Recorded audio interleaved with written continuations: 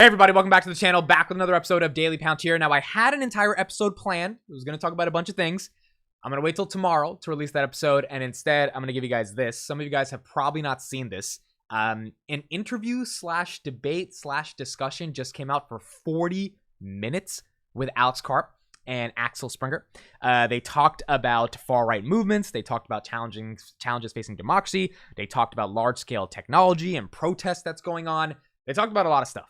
And so I thought, you know what, there's probably no better episode for Daily Palantir other than you guys hearing from Karp himself for the next 40 minutes on him talking about a wide range of these issues. I will be analyzing what he said in this interview probably over the coming days and just take clips of it and discuss and give my feedback. But I saw this pop up a couple hours ago and watched it, and I was like, okay, this is really good stuff, and this is like probably the most important thing in regards to Palantir today, and this is a show that's Daily Palantir, so this is the most important thing today that's going on with Palantir.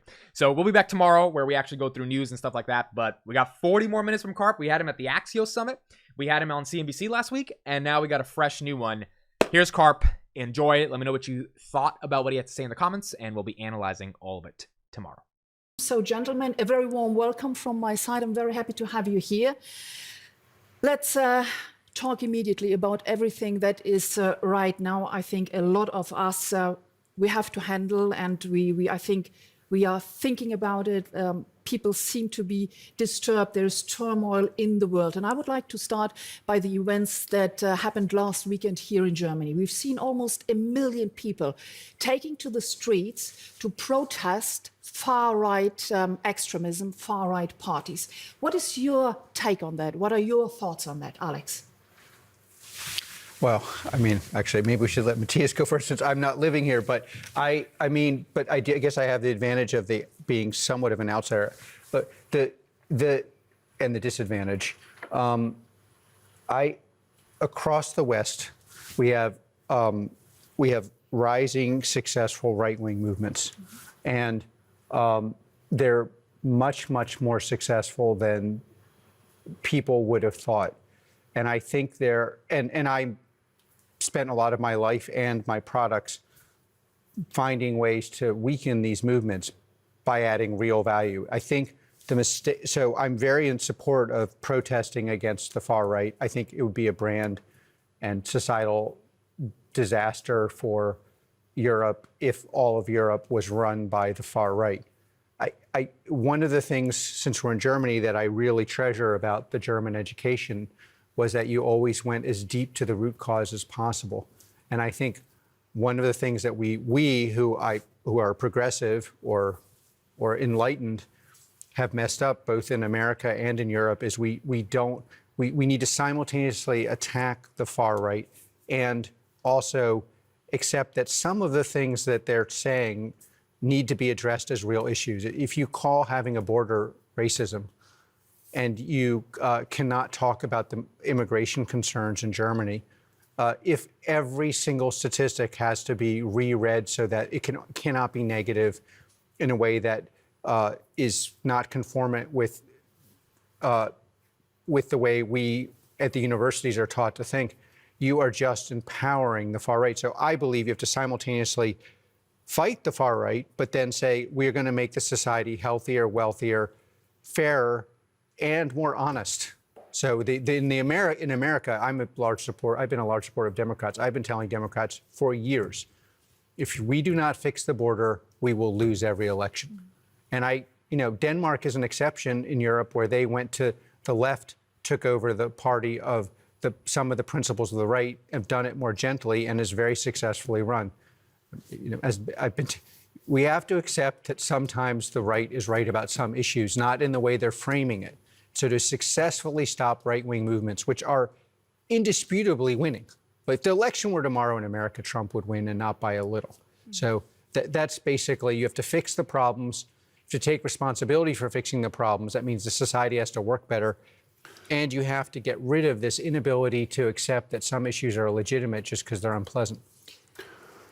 Well, I agree. I think it is a shame on the one hand that more than a fifth of the German population is in favor of a party like the AfD, which definitely is not a part of a solution, is a party of resentment. That this party is even the strongest political power in 3 states in Germany.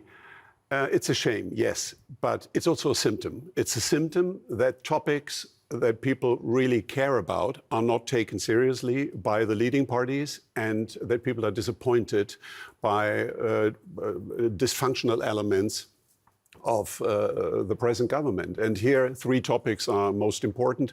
One is a totally failed migration policy, which leads to the opposite of what the advocates of a very tolerant, embracing migration policy want to achieve. That is open-mindedness and pluralism and multicultural lifestyle. The opposite is going to happen: racism, xenophobia. So people have a high level of discomfort with that policy. The second one is climate policy, which is overdone and very ideological and damaging to wealth and prosperity of democracies, and particularly here in Germany, to the disadvantage of the not so privileged parts of the German population. And the third topic is very much in general prosperity, wealth, growth, a lack of personal individual prosperity. People are unhappy with that. And so voting for the AfD does not mean that a fifth of the German population is influenced or even driven by Nazi ideology. I don't believe that. It is more a gesture of protest, and I would strongly recommend that political elites take the topic seriously and the discomfort of the population seriously, try to come up with answers, and then with that diminish the role of extremist parties on the very right and on the very left. If we just blame the voters for being so stupid, that's not going to solve the problem. Just as an addendum, on October 7th, I spent a lot of my life in Germany. I went to school here, lots of friends.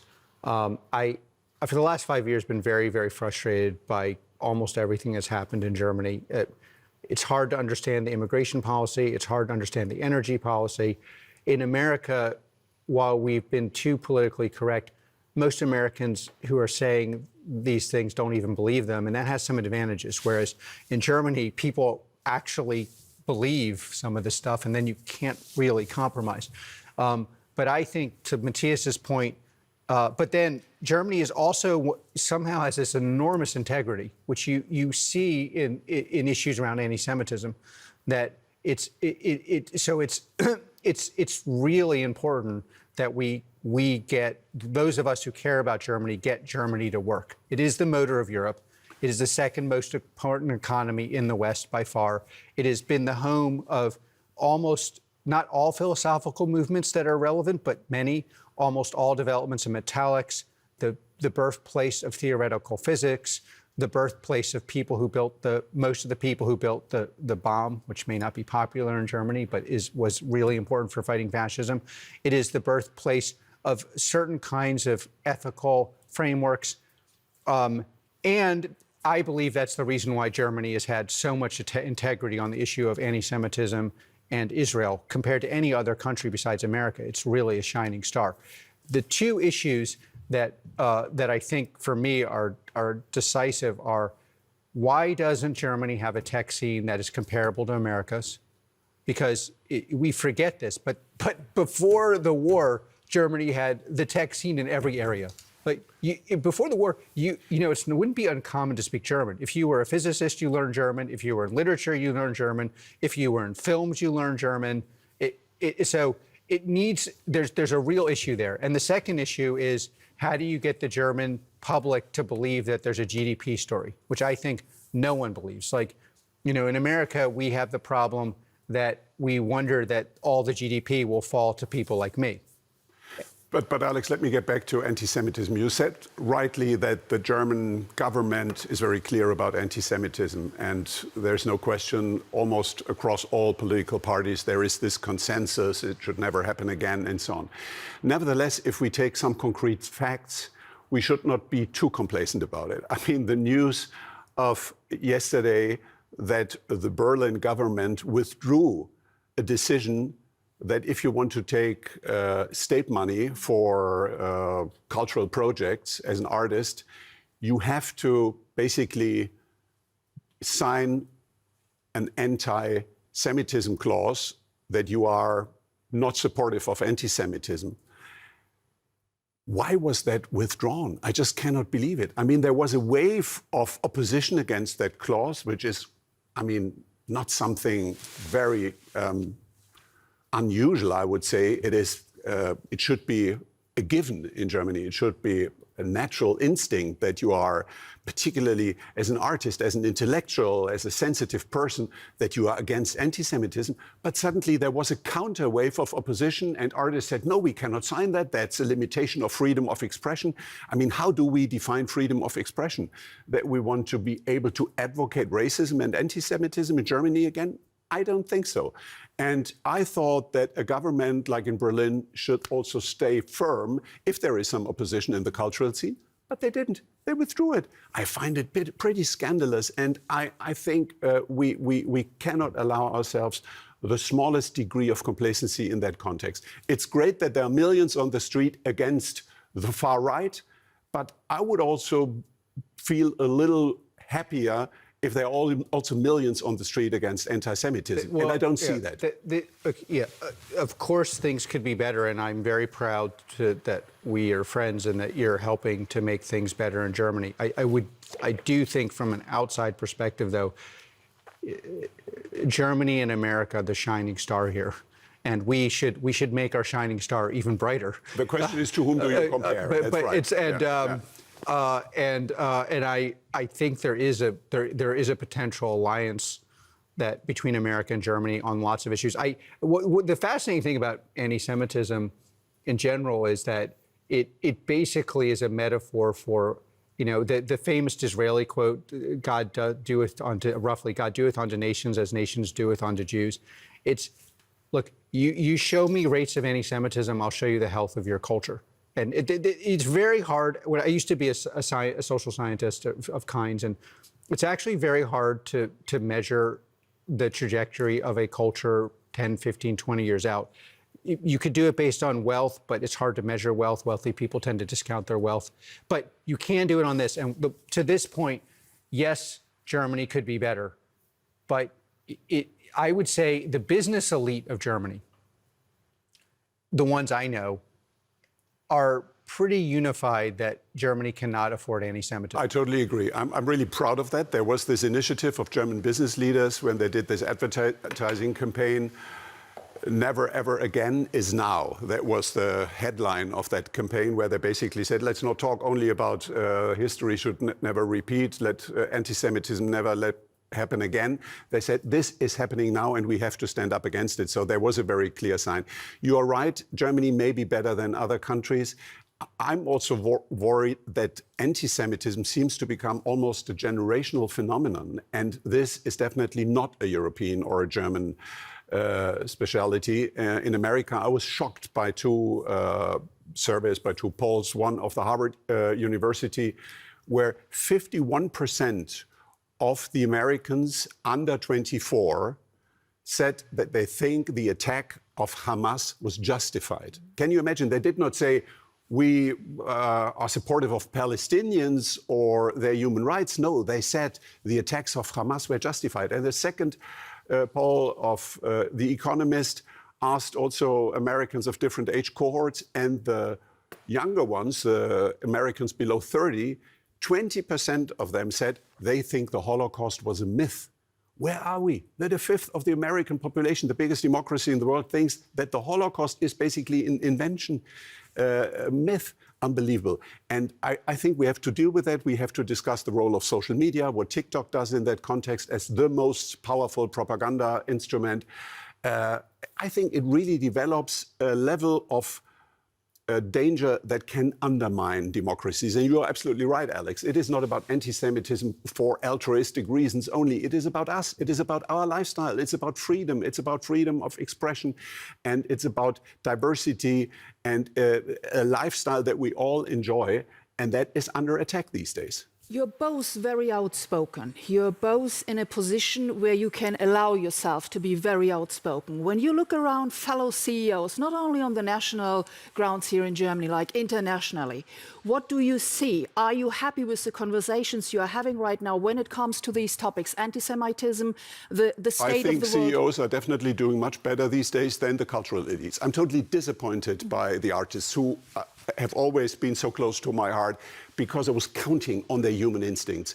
And this seems to be lost these days in large parts of the cultural community. That is my bigger worry than the business elites. Alex? I do think there's a difference between German and American business elites, and some of it is just structural. American, the economic, to give, obviously, everyone knows what side I'm on, but let me just steel man the other side. So, the problem that the elite of the elite of the elite in America has is they're doing very, very, very well. And they believe correctly they're going to do even better tomorrow. And so, therefore, only weighing in on ideologies they don't believe in, but make them look good, but that gives them a pass so that no one asks them about the fact that nearly all the GDP growth in the world's most powerful country in the world is going to fall into their hands is super useful.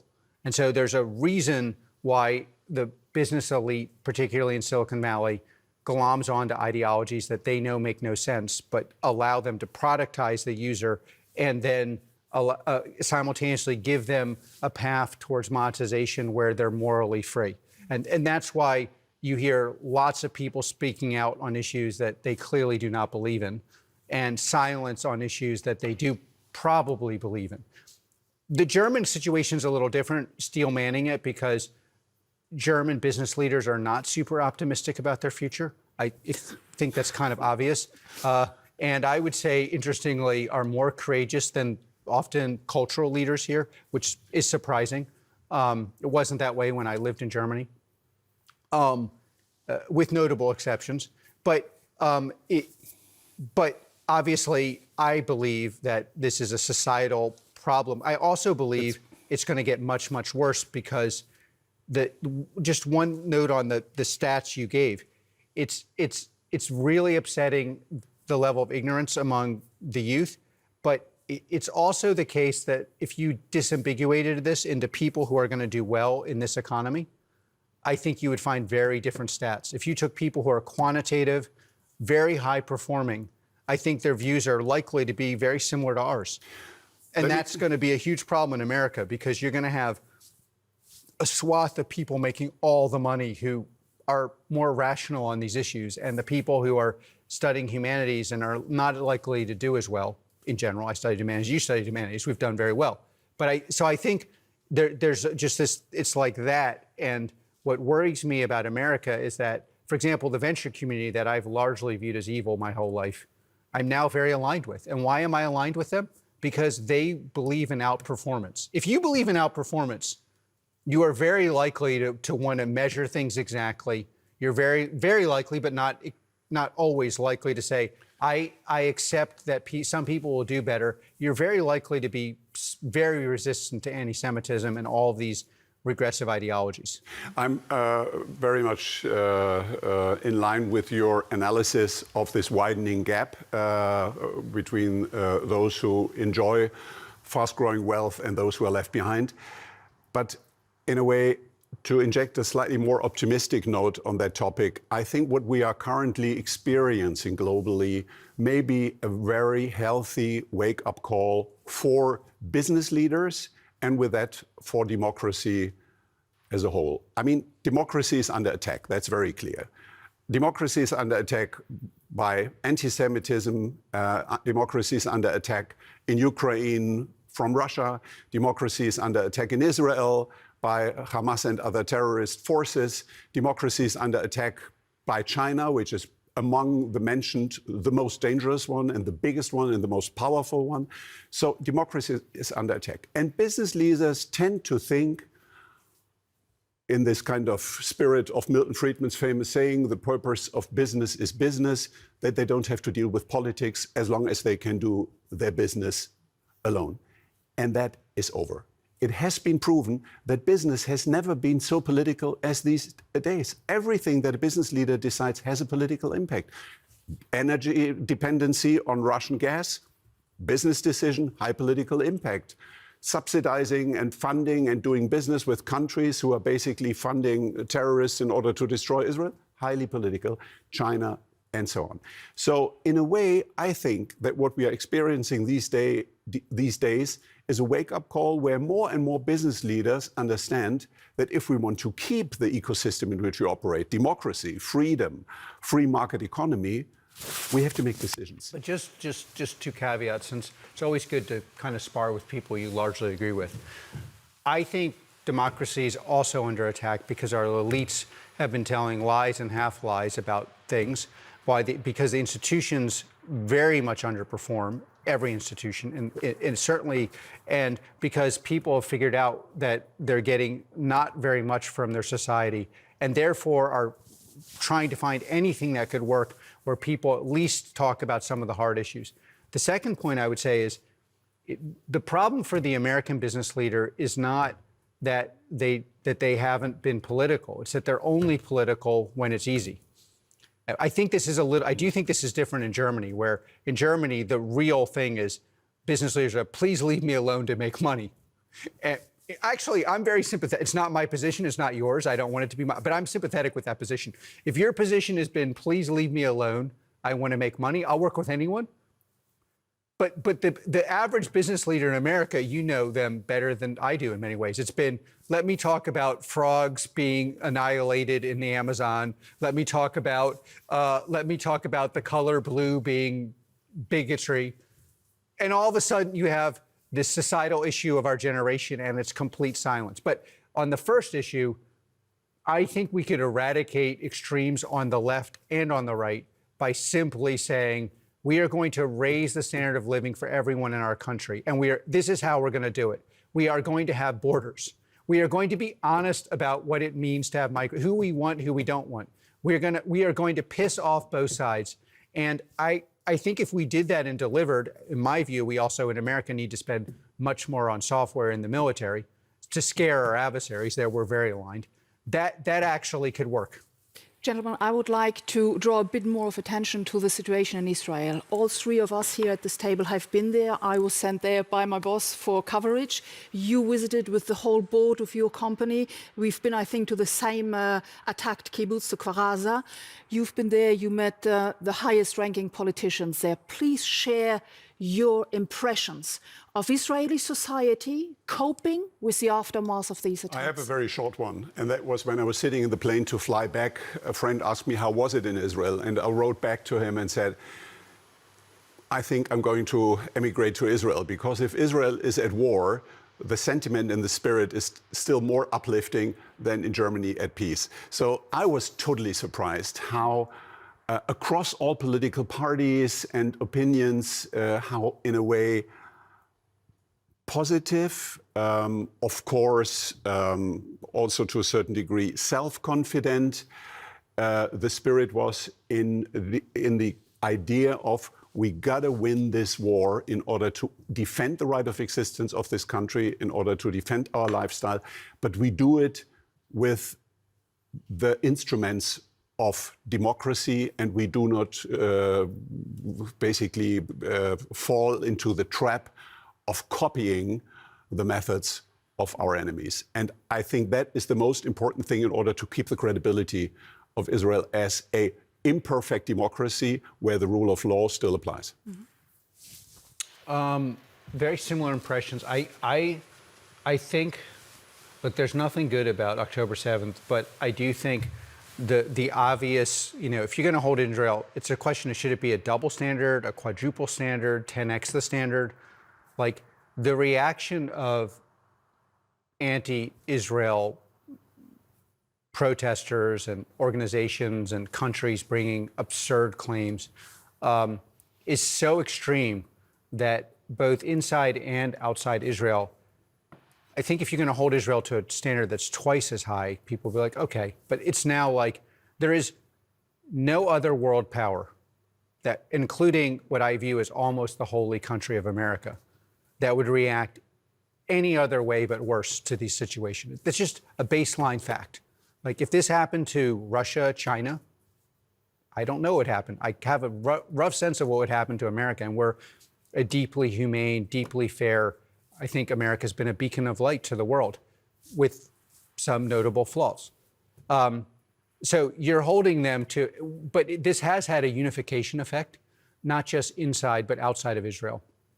I also think it's becoming increasingly clear. Again, I would look. I think the fact that the venture community in California, which is I would call the dominant business community in the world, most important business. And again, I say this as somebody who literally, I ran into a prominent member of it, and I said on October 6th, you were the Death Star and Lord Vader. And now it's like, but it's like they are a metaphor for we, under the worst situation, we are going to do innovative things. We're going to raise our standard. We are not going to comply to, because the logical reaction to being held by a completely different standard, the logical reaction would be like, screw it. Why should we have a standard at all?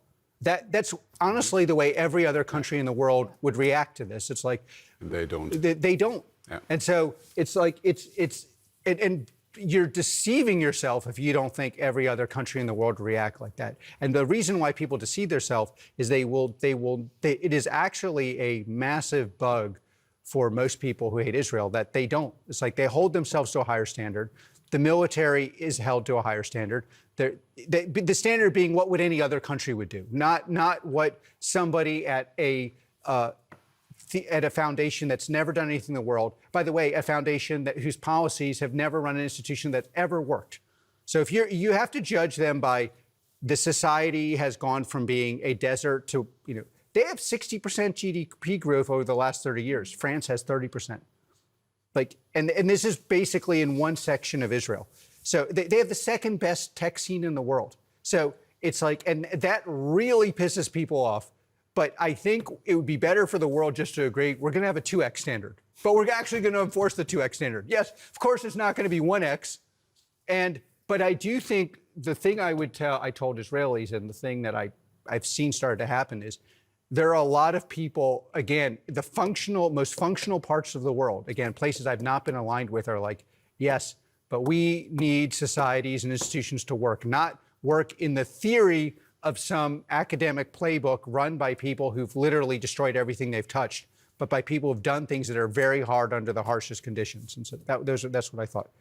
Alex, Matthias, I would like to draw attention to the one big issue that I think, is going to run and shape the world in a way we haven't seen anything like it. It's AI. So in preparation of this interview, I asked the ChatGPT-4, especially when it comes to the Mideast, this conflict hasn't been solved by human brains. I was just wondering what ChatGPT-4 would answer when I asked them, okay, how to solve the Mideast problem. I was a bit disappointed because the answers I got, it's literally everything that's already been tried on to solve this problem. So maybe I'm not using it right, the ChatGPT-4. Alex, what would be the right way to use it? Look, let me just give you, since people talk about this, let me tell you something that people don't say that's true. The only real material uses of AI that have worked, the first were in the military. And what we learned in building those systems was it's very Germanic, actually. It's the processing of the algorithm, the processing of the large language model where all the value is. And currently, most of these things, at least in America, that's kind of head start in industry, a lot of people are realizing this is a little bit like self-pleasuring. But if you want to take it from self-pleasuring to useful on the battlefield or useful in industry, you've got to take what they say and process it against your internal knowledge system and reach a conclusion and then impose that conclusion on your enterprise. And this is what happens on the battlefield. And this is the one thing, though, for the European audience that I would like to say is, yes, this looks like self-pleasuring and useless, but done correctly, this allows America to leapfrog your industry. Like we are powering people that are manufacturing in America as if they were German, with American workers, as if they were Japanese. So like Europe has to take seriously that America is producing almost all the AI companies, and implemented correctly on the battlefield, or taking these things that are largely, for example, if you took this, asked an expert's opinion, went to a secret database, ran it against the secret database, you would get real answers that are useful in your society and on the battlefield. Without the processing of it, it's useless. And that actually is tricking part of Europe to think, okay, we can do what we've done in the past. And that's dangerous. Perhaps 2 remarks to your example. First of all, it shows that the algorithm is not neutral. That's what people would like to think, but it is, of course, biased, and it reflects the bias of the people who started to program it. So there is always human brain behind artificial intelligence. And that's why this idea, this is now helping us to be completely neutral and unbiased, is misleading. The second remark is we should not take some comfort out of the observation that some of the answers of large language models are not totally sophisticated and convincing. I think altogether, AI and large language models are a game changer, as you have said, a very fundamental game changer. I think it may have a bigger impact on society and how we do business, how we do politics, than the invention of the internet and the first 2 decades of digitization. And I think we definitely should embrace it and should be aware of the fact that the self-learning mechanisms of artificial intelligence are accelerating progress and the quality of the product. And that's why we should not try to define limits. So this is what AI cannot do. There is no emotion. There is no sense of humor. Yes, there is. AI can be very funny and can fake emotions way better than a lot of human beings. So be careful about defining the limits. Don't define the limits, embrace it. Don't you see moral or ethical limits? Yeah, but we should not start with a moral discussion. We should first try to understand it, embrace it, and then with some ethical limitations, make sure that the machines serve the human beings and not the other way around. That's the decisive So again, question. I kind of think in America and Europe are just in very different places here. In Europe, my worry is that the anemic tech scene is going to stay even more anemic because of regulation and just a general view that I think many people in European business have in leadership, that this is some weird joke. And that is crazy dangerous for the West because, like, again, GDP in America is going to grow, maybe not evenly or in state to state. And so that scares me. In America, the main issue is, are we going to use these things in the defense context? Are we implementing these things in the defense context? Are we spending enough in the defense contract? But here I would be curious to hear your view how governance of AI is going to work out if we have a new arms race of AI progress between America as the leading power of democratic AI and China as the leading power of totalitarian AI. 1.4 billion people, amount of data that is uncomparable, and almost no ethical limits. Everything is supported that serves the well-being of the central state and the Communist Party. How is that going to play out? And is there a chance that we, democracies, are going to win that arms race? Well, there are two arms races. There's the domestic arms race and the peer-to-peer arms race. I hope we lose the domestic arms race. Like, how do you control your population? So I do think authoritarian countries, it's going to be even harder to change them because I don't know how you organize a counter movement when surveillance can be this sophisticated. I really am in favor. People think this is surprising of limiting those kind of technologies used on the domestic population all over the West. Then you have the peer-to-peer, and it's kind of not surprising, but my view is you win the arms race by scaring the adversary. I think one of the biggest areas of instability right now is there's a perception that of rough equality between China and America. If you want to make the world a more peaceful place, America has to have the vastly superior position, and America can do this. The primary barrier to this is something I'm working on day and night, which is getting the U.S. Congress to fund AI-enhanced weapon systems at a rate that's not minuscule, and making sure that the things that are funded actually work. So software that's worked on the battlefield, so in Israel, Ukraine.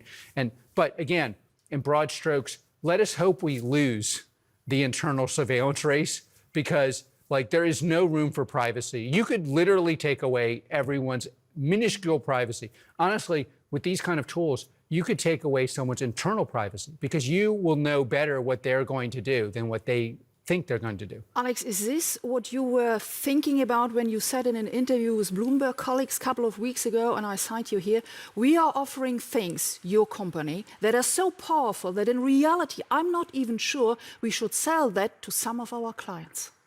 Well, I don't think we should use these things domestically. And if I believed our adversaries were benevolent, yeah, I would not be in favor of developing these technologies. But I actually think our adversaries will be benevolent when our stick is stronger, longer, better, more precise. And you'll see how peaceful they are. And that's Like, you know, one of the problems we have in the West broadly is it's very hard for our intellectual class to say the simple truth, which is the world will be better if America is stronger than its adversaries. Just that simple truth. But our artistic class in Germany, our academic class in America, their whole life is dedicated to pretending that's not true. I would like to add the world will be a better place if America and Europe are strong and are strong 100%. together. Yeah, I'm not so sure if that's going to happen. I mean, well, I agree with you on that. Like, if America and Germany and France could have a real alliance, and it would be powerful. It would be very powerful. And the silver lining, it's like Europe has a GDP issue. And I don't believe that it can solve that issue without massive transfers of technology. And like, if Europe wants to stop the AfD and Le Pen, you have to be more honest about certain issues that are unpleasant, and you have to solve the GDP issue. If you do not solve those two things, you might as well just accept that they're going to win every election at some point in the future. Maybe it won't be today, but it will be tomorrow. And that's where there could be a massive alliance between, and an alliance would mean, you know, in my business, one of the reasons software is the best business ever is both sides make more. Because I spend $1 billion building the product, I sell it to you for 8 million, 9 million. So you're happy because you couldn't build it, and if you could, it would take 2 billion, 3 billion. You can't build it anyway. I'm happy because I can keep selling it.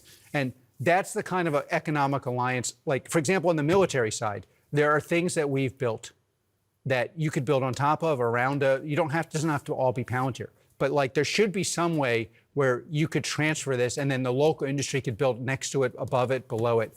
And that's a situation where all sides are happy. And you see the same thing in large language models. But to your point, you need a strong West. But yes, when we look at our industry, journalism, how will AI shape it, let's say, in the next 5 years? Will I be sitting here in 5 years still? Well, that depends on. If you think that you can continue the workflows that you used to do over the last years and decades, no.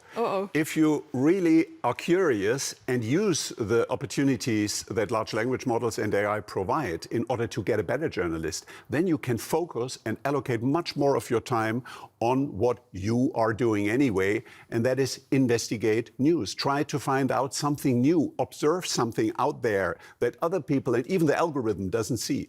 That is the kind of essential quality of great journalism. And with the help of AI, we can do much better. I'm really optimistic. I mean, of course, large language models, the new answer machines, have the potential to eradicate journalism as we know it.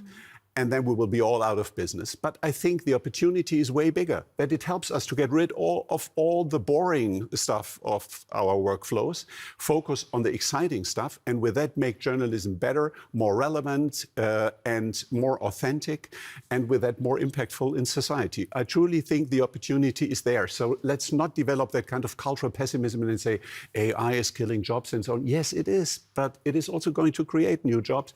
And for journalism, I definitely think it is much more of an opportunity than a threat.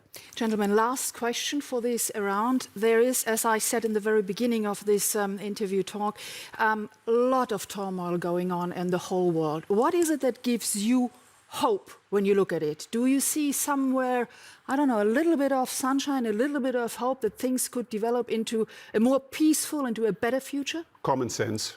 People are smarter than some of the journalistic and political elites think.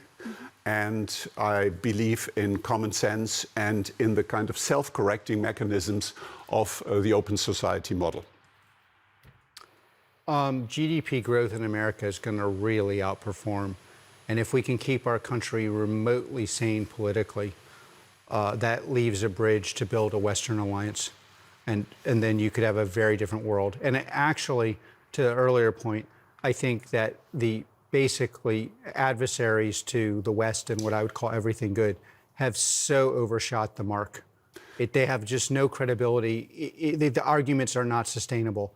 And by the way, this is not just something that like people in the West understand. Everyone understands it. The old sentence that every crisis bears an opportunity is absolutely true. We are in a very bad situation. As we said, democracy is under attack. But I truly think that that can be a wake-up call, that people now realize we have to fight for it, we have to defend it. And that is true for business leaders, that is true for political leaders, that is true for the society as a whole. And concretely in that context, maybe it is also the moment for a new establishment of a transatlantic alliance of values as a basis to invite other democracies and open societies around the world to stick together, to join forces, because that's the new world order question. Is democracy the model of the future, or are authoritarian systems are gaining power and are undermining democracy? That's the big question. And I want to remain optimistic, and I'm truly optimistic that this crisis may have a healthy impact, and that in 10 years from now we will say, okay, it was good that it went so bad, because from then on there was a recovery of transatlantic alliance and of an alliance of democracies. So I see you again in 10 years' time. Dr. Matthias Döpfner, Dr. Alex Karp, thank you so much for having been here.